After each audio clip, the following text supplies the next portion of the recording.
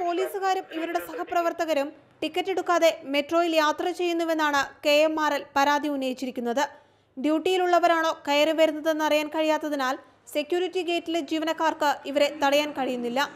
Metro യാത്രയുമായി ബന്ധപ്പെട്ട നിയമങ്ങൾ ജീവനക്കാർക്കും പോലീസ് ഉദ്യോഗസ്ഥർക്കും ഒരുപോലെ ബാധകമാണെന്നും അതിനാലാണ് ഇക്കാര്യം എറണാകുളം റേഞ്ച് ഐജിയുടെ ശ്രദ്ധയിൽപ്പെടുത്തിയതെന്നും കൊച്ചി മെട്രോ MD ഏലിയാസ് ജോർജ് പറഞ്ഞു.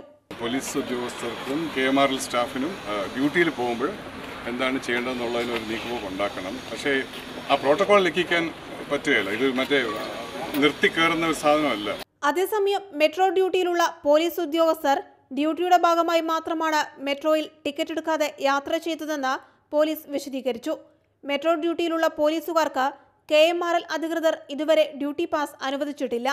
മെട്രോയുടെ സുരക്ഷാ ചുമതലയുള്ള സ്റ്റേറ്റ് ഇൻഡസ്ട്രിയൽ സെക്യൂരിറ്റി ഫോഴ്സിന് വിവിധ സ്റ്റേഷനുകളിൽ പരിശോധനയ്ക്കെത്താൻ KMRL വാഹനവും അനുവദിച്ചിട്ടില്ല. ഇതിനാലാണ് വിവിധ സ്റ്റേഷനുകളിലേക്ക് മെട്രോയിൽ യാത്ര ചെയ്തതെന്നും പോലീസ് ഉദ്യോഗസ്ഥർ വ്യക്തമാക്കി. മാതൃഭൂമി ന്യൂസ്